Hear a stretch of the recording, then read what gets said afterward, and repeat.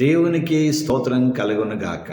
క్రీస్తునందు ప్రియమైన యేసుతో ఏకాంత సమయం క్వైట్ టైం కార్యక్రమ వీక్షకులందరికీ ప్రభువైన యేసుక్రీస్తు నామం పేరిట విజన్ క్యూటీ ఫెలోషిప్ తరఫున ప్రత్యేక వందనాలు, శుభాలు తెలియజేస్తూ నేటి ధ్యాన కార్యక్రమానికి మిమ్మల్ని ప్రేమతో ఆహ్వానిస్తున్నాను. ప్రియులారా, నేటి ధ్యానం కొరకే ఏర్పాటు చేయబడిన పరిశుద్ధ లేఖన భాగము హోషేయ గ్రంథము 13వ అధ్యాయము మొదటి 16 వచనాలు. ప్రియులారా, నేను సమయానుకూలంగా మీ నిమిత్తము కొన్ని వచనాలు చదివి వినిపిస్తాను.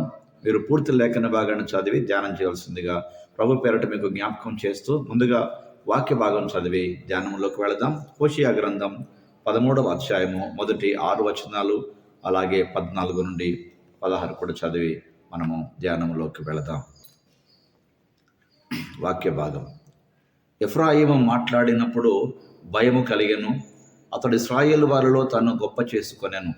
తర్వాత బయలుదేవతను బట్టి అపరాధి అయిన అతడు నాశనమొందెను. ఇప్పుడు వారు పాపము పెంపు చేయుదురు. తమకు తోచినట్లు వెండితో విగ్రహములను పోతపోయుదురు. అదంతయు వారు పనిచేయు పనియే. వాటికి బలులు అర్పించువారు దూడలను ముద్దు పెట్టుకునని చెప్పుకొందురు.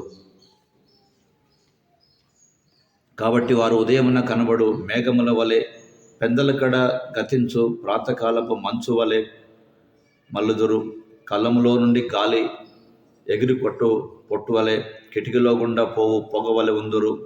వారు ఐగుప్తు దేశంలో నుండి వచ్చినది మొదలుకొని యెహోవానగు నేనే మీ దేవుడను, నేను తప్ప నీవు ఏ దేవుని ఎరగవు, నేను తప్ప రక్షకుడు లేడు.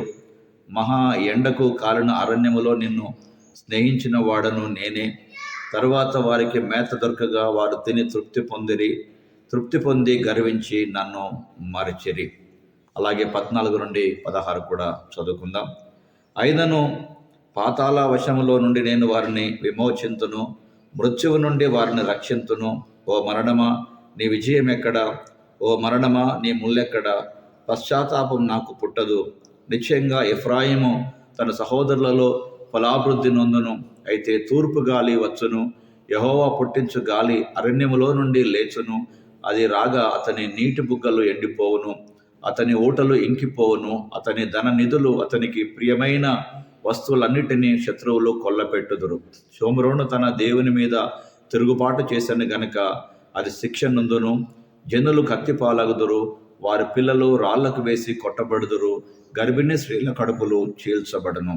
చదవబడిన లేఖన భాగమును దేవుడు నేటి మన ధ్యానం కొరకు దీవించి ఆస్వాదించునుగాక. ప్రియులారా, నేటి ధ్యాన భాగం చదివిన తర్వాత దీని కొరకు ఏర్పాటు చేసినటువంటి ప్రధాన అంశము దేవుడు తప్ప రక్షకుడు లేడు. దేవుడు తప్ప రక్షకుడు లేడు.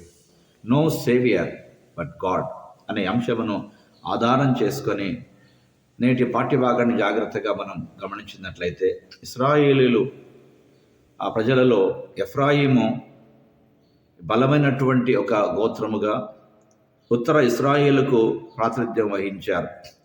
ఇశ్రాయేలు చరిత్ర వారి జీవితంలో అనేక ద్రోహం చేసిన వారుగా, అలాగే కృప యొక్క చరిత్ర వారి పట్ల మనం చూస్తున్నాం. దేవుడు వారిని ఐగుప్తు నుండి అద్భుతంగా రక్షించాడు. అరణ్యములో వారిని ఆయన జాగ్రత్తగా చూసుకున్నాడు. తన ప్రజలుగా నివసించడానికి వారికి దేవుడు కనాను దేశాన్ని వాగ్దానంగా ఇచ్చాడు. కానీ ఇశ్రాయేలీయులు మూర్ఖంగా, గర్వంగా దేవుని నుండి దూరం అయిపోయారు. ఇశ్రాయేలు దేవుని వైపు తిరిగితే తప్ప వారి తీర్పు తప్పించబడదు, ఏది వారిని విమోచించలేదు. ఇది నేటి పాఠ్యభాగ సారాంశం. ప్రియులారా, ఇందులో ప్రధానంగా దేవుడెవరో మనం గమనించినట్లయితే 4-5 వచనాల ఆధారముగా దేవుడు ఇశ్రాయేలు యొక్క రక్షకుడు, అలాగే వారిని కాపాడే దేవుడు. ఇశ్రాయేలు ప్రజలు దేవునితోనే తమ గుర్తింపు పొందారు. దేవునితోనే వారి జీవితం ప్రారంభించబడింది. వారు అరణ్యము నుండి వారు దేవునితో నిలకడగా ఉండడానికి కారణం ఈరోజు వారు జీవిస్తున్నటువంటి తీరు ఆనాడు కృప చూపించిన దేవుని బట్టే తప్ప తమలో ఉన్న గొప్పతనమును బట్టి కాదని అర్థం చేసుకోవచ్చు. ప్రియులారా, అదేవిధంగా ఈరోజు మనం దేవుని నుండి విడిపోయినట్లయితే మన ఉనికికి అర్థము లేదు, ఆధారం లేదు. ప్రియులారా, కనుక నిజముగా ఆయన దేవుడు, ఆయనే రక్షకుడు. వాక్యం చెప్పినట్టుగా ప్రియులారా, ఈ రోజున నీకు దేవుడు ఎవరు, నీ జీవితంలో ఆయన ఎంత అవసరమో గుర్తించావా? ప్రియుల, ఈ రోజున ఒకవేళ ఇంతకాలం గుర్తించకపోతే ఈ రోజైనా గుర్తించాలని ప్రభు పేరిట మీకు మనవి చేస్తున్నాం. నేటి ధ్యాన భాగంలో పాల్పొందుతున్న ప్రియ సహోదరి సహోదరుడా, నిజముగా నీ జీవితంలో నిజమైన దేవుడు ఎవరో గుర్తించారా? అయితే దేవునికి స్తోత్రం. గుర్తించినట్లయితే ప్రియుల, ఈ రోజునే ఆ నిజమైన దేవుడు ప్రభు యేసుక్రీస్తును గుర్తించి ఆయన ద్వారా మారు మనసు పాప క్షమాపణను పొందుకొని రక్షణ పొందుకొని ఆయన తప్ప దేవుడు లేడు, ఆయన తప్ప రక్షించబడిన సంగతి జ్ఞాపకం చేసుకోవాల్సిందిగా మీకు మనవి చేస్తున్నాను.